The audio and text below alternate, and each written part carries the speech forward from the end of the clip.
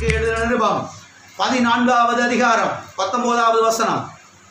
ஆனபடியால் சமாதானத்துக்கு அடுத்தவைகளையும் அந்யோன்ய பக்தி விருத்தி உண்டாக தக்கவைகளையும் நாட கடவோம். எதை நாட கடவோம்? சமாதானத்துக்கு அடுத்தவைகளை நாட கடவோம். சமாதானத்துக்கு அடுத்தவைகளை நாட கடவோம். எதை நாட கடவோம்? எதற்கு அடுத்தவைகளை நாட கடவோம்? சமாதானத்துக்கு அடுத்தவைகளை நாட கடவோம். சண்டைக்கு அடுத்தவைகளை நாட கடவோம் என்று சொல்லவில்லை. கலவரத்துக்கு அடுத்தவைகளை நாட கடவோம் என்று சத்தியவேதம் சொல்லவில்லை. சமாதானத்துக்கு அடுத்தவைகளை நாட கடவோம். எல்லாரும் இருக்கிறீங்களா? சமாதானத்துக்கு அடுத்தவைகளை நாட கடவோம். அருமையானவர்களை கவனியுங்கள். எப்போதும் மனதில் சமாதானத்துக்கு அடுத்தவைகளை நாடுகிற காரியத்தை குறித்தான காரியங்கள் மனதில் ஆழமாய் பதிக்கப்பட்டிருக்க வேண்டும். ஆகவே பாருங்க, சத்தியத்தை புரிந்து கொண்டு தேவனுடைய பிள்ளைகள் எப்போதும் சமாதானத்துக்கு அடுத்தவைகளை என்ன செய்ய வேண்டும்? நாட வேண்டும். எனக்கு ஒரு சகோதரன் தெரியும் பாருங்க. அந்த சகோதரன் ஸ்கூல்ல ஹெட்மாஸ்டரா ஒர்க் பண்ணாரு. அவங்க மனைவியும் ஸ்கூல்ல டீச்சரா ஒர்க் பண்ணாங்க. இவர் பாருங்க ரசிக்கப்பட்டிருக்கிறாங்க. ஆனா சத்தியம் புரியல, சத்தியம் விளங்கல. இப்பதான் வந்திருக்கிறாங்க, ஒன்றும் விளங்கல. இவர் காலைல ஸ்கூலுக்கு போயிடுவாரா பாருங்க. கிளம்பி போயிட்டு அங்க ஸ்கூல்ல உட்காந்து யோசிப்பாராம். இன்னைக்கு சாயந்தரம் வீட்டுக்கு போன உடனே மனைவிட்ட எப்படி வம்புழுக்கலாம், என்ன சொல்லி சண்டை போட்டு இழுத்து மண்ணு கட்டலாம், அடிச்சு வெளுத்து வாங்கலாம் அப்படின்னு உட்காந்து ஸ்கூல் பாடம் நடத்தாம பிள்ளைகளுக்கு இவர் உட்காந்து பிளான் பண்ணிட்டு இருப்பாரு பாருங்க. இன்னைக்கு என்ன மாதிரி ஒரு வார்த்தை ஈர்த்து உள்ள விட்டு அடிச்சு எங்கிட்ட வம்பு இழுத்து சண்டை போட்டு இன்னைக்கு என்னத்தையே சமாதானத்தை கெடுத்துருவோம் சொல்லி பிளான் பண்ணிட்டு இருப்பாரு பாருங்க. உட்காந்து டெய்லி சண்டையா பாருங்க. அவர் சொல்றாரு, அதுக்கப்புறம் சபைக்கு வந்து சத்தியத்தெல்லாம் அந்த கற்றுக்கொண்டதுக்கு பிறகு அவர் சொல்றாரு, எப்படிப்பட்ட ஒரு மோசமான அரக்கனான இருந்திருக்கிறது பாருங்க பிரதர். சமாதானத்துக்கு அடுத்தவையில நாடுறதை விட்டுட்டு எப்படியாவது எதையாவது ஒரு வார்த்தை உள்ள விட்டு எங்கிட்டாவது பிடிச்சி வாயை பிடிச்சி இழுத்து சண்டை இழுத்து இன்னைக்கு எப்படியாவது செஞ்சிடணும். டெய்லியும் பாருங்க அவங்க மனைவி அழுக வச்சு தான் ஸ்கூலுக்கு அனுப்புவாரா பாருங்க. டெய்லி அழுகிட்டு தான் போவாங்களா பாருங்க. இவருக்கு அதில் ஒரு பெரிய சந்தோஷம், இதில் ஒரு பெரிய அவருக்கு மகிழ்ச்சி. மனைவி இன்னைக்கு அழுக வச்சுட்டோம் அப்படின்ட்டு. அருமையான தேவனுடைய பிள்ளைகளே கவனிங்க. அதான் திருப்பி சொல்றேன். சத்தியத்தை கற்றுக்கொண்டு அதற்குள்ளாக என்ன செய்ய வேண்டும்? நீங்கள் நடந்து வர வேண்டும்.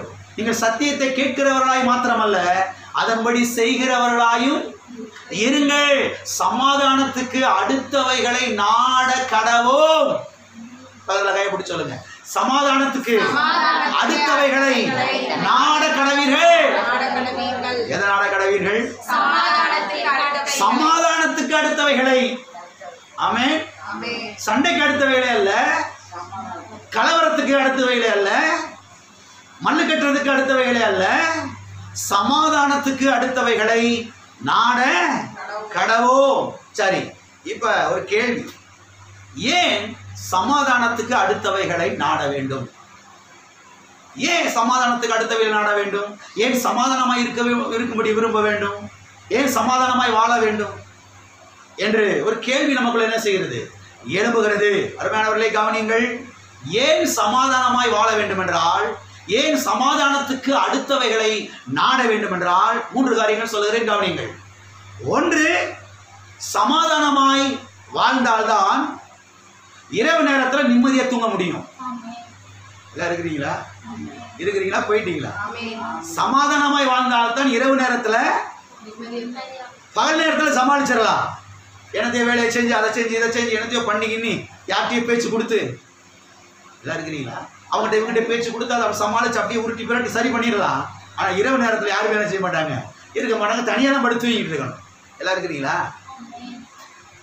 அப்ப ஏன் சமாதானமாய் வாழ நாட வேண்டும் என்றால், ஏன் சமாதானத்துக்கு அடுத்தவையில் நாட வேண்டும் என்றால், சமாதானத்துக்கு அடுத்தவையில் நாடுனாதான் இரவு நேரத்தில் நிம்மதியான செய்ய படுத்து தூங்க முடியும். தூக்க நிம்மதியான செய்யும் வரும். இரண்டாவதாக என்னன்னா, சமாதானமாய் வாழ்ந்தால்தான் சரீர சுகத்தை நாம் அனுபவிக்க முடியும், ஆரோக்கியத்தை நாம் அனுபவிக்க முடியும்.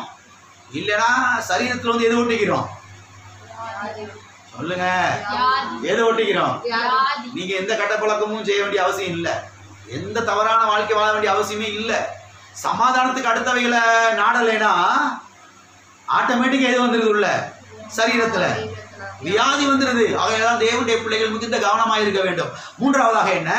சமாதானமாய் வாழ்ந்தால்தான் கர்த்தருடைய ஆசீர்வாதங்களை சுதந்திரித்துக் கொள்ள முடியும். எந்த நேரம் சண்டை போட்டுக்கிட்டு மல்லு கட்டிக்கிட்டு உருண்டுக்கிட்டு பரண்டுக்கிட்டு அடிச்சுக்கிட்டு பராண்டிக்கிட்டு உருண்டுக்கிட்டு கிடந்தோம்னா தேவனுடைய ஆசீர்வாதங்களை என்ன செய்ய முடியாது? சுதந்திரித்துக் கொள்ள முடியாது. எத்தனை பேர் தேவனுடைய ஆசீர்வாதங்களை சுதந்திரிக்கணும் விரும்புறீங்க? தேவனுடைய ஆசீர்வாதங்களை சுதந்திரிக்கணும்னா கூடுமானவரை, அந்த வசனத்தை இப்போ வாசிக்க போகிறோம், கூடுமான வரைக்கும் சமாதானமாய் வாழ என்ன செய்ய வேண்டும்? கற்றுக்கொள்ள வேண்டும். ஆமென். ஆகவே 3 காரியங்கள். ஏன் சமாதானமாய் வாழ நாட வேண்டும் என்றால், ஏன் சமாதானமாய் வாழ பழக வேண்டும் என்றால், சமாதானமாய் வாழ்ந்தால்தான் இரவு நேரத்தில் நிம்மதியப்படுத்த என்ன செய்ய முடியும்? தூங்க முடியும், நல்ல தூக்கத்தை அனுபவிக்க முடியும். இரண்டாவதாக, சமாதானமாய் வாழ்ந்தால்தான் சரீர சுகத்தை பெற்று அனுபவிக்க முடியும், ஆரோக்கியமாய் வாழ முடியும். மூன்றாவதாக என்ன? சமாதானமாய் வாழ்ந்தால்தான் கர்த்தருடைய ஆசீர்வாதங்களை சுதந்திரித்துக் கொள்ள முடியும். வாசிப்போம் சங்கீதம் 4:8. 4ஆம் சங்கீதம் 8வது வசனம். சமாதானத்தோடே நித்திரை செய்வேன், கர்த்தாவே நீர் ஒருவரே என்னை சுகமாய் தங்க பண்ணுகிறீர். இங்கே சங்கீதக்காரன் சொல்லுகிறான், சமாதானத்தோடே படுத்துக்கொண்டு என்ன செய்வேன்? ஏன் சமாதானத்துக்கு அடுத்த வேலை நாடணும்னா, சமாதானத்துக்கு அடுத்த வேலை நாடுனாதான், சமாதானமா வாழ்ந்தாதான் இரவு நேரத்துல எப்படி தூங்க முடியும்? சொல்லுங்க. சமாதானத்தோடே படுத்துக்கொண்டு சமாதானமான ஒரு தூக்கம், நிம்மதியான ஒரு தூக்கம். எத்தனை பேர் குழந்தை தூங்குறத பார்த்துருக்கிறீங்க? ஹலோ, குழந்தை உங்க வீட்டில் இல்லையா? நீங்களே பெற்று வளர்த்துருக்கிறீங்க. குழந்தை அப்படி தூங்க பாருங்க, எந்த கவலை இல்லாம, எந்த பாரம் இல்லாம நிம்மதியா தூங்கி எந்திரிக்கும் பாருங்க. அது எப்படா முழிச்சு பார்க்காதுன்னு சொல்லி நம்ம பார்த்துக்கிட்டு இருக்கிறோம். முழிச்சு நம்ம முகத்தை பார்க்காதான்னு பார்க்குறோம். அது எந்த கவலை இல்லாமல், எந்த டிஸ்டர்ப் இல்லாமல் நிம்மதியாக படுத்து தூங்குது பாருங்க.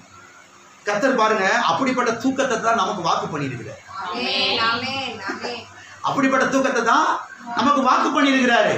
அப்ப இப்படிப்பட்ட தூக்கத்தை எப்ப நம்ம அனுபவிக்க முடியும்னா, சமாதானத்துக்கு அடுத்த வேலை நாடும் பொழுது, ஆமென், சமாதானமாய் வாழும் பொழுதுதான் அப்படி நிம்மதியான ஒரு தூக்கத்தை என்ன செய்ய முடியும்?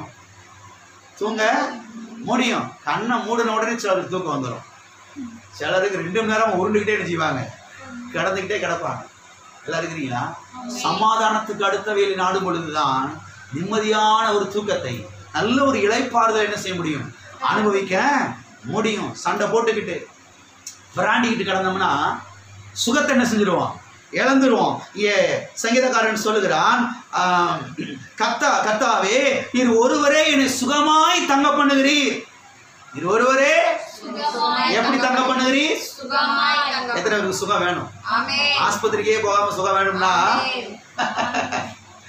சமாதானமா வாழ என்ன செய்யணும்? கற்றுக்கொள்ளணும். சமாதானமா வாழ்ந்தீங்கன்னா ஆஸ்பத்திரி செலவெல்லாம் குறைஞ்சிடும். ஆமா, அடிக்கடி இன்ஜெக்ஷன் போட வேண்டியதெல்லாம் வரவே வராது. ஆமென். ஆகவே நல்ல சமாதானமான தூக்கம், நல்ல சரீர சுகம், கர்த்தருடைய ஆசீர்வாதங்களை பெற்று அனுபவிக்கணும்னா சமாதானத்துக்கு அடுத்தவைகளை நாட வேண்டும். சமாதானமாய் இருக்க வாழ பழக வேண்டும். இந்த சத்தியங்கள்லாம் கேட்டுட்டு அப்படியே போயிடக்கூடாது. சமாதானத்துக்கு அடுத்தவைகளை என்ன செய்ய வேண்டும்? நாட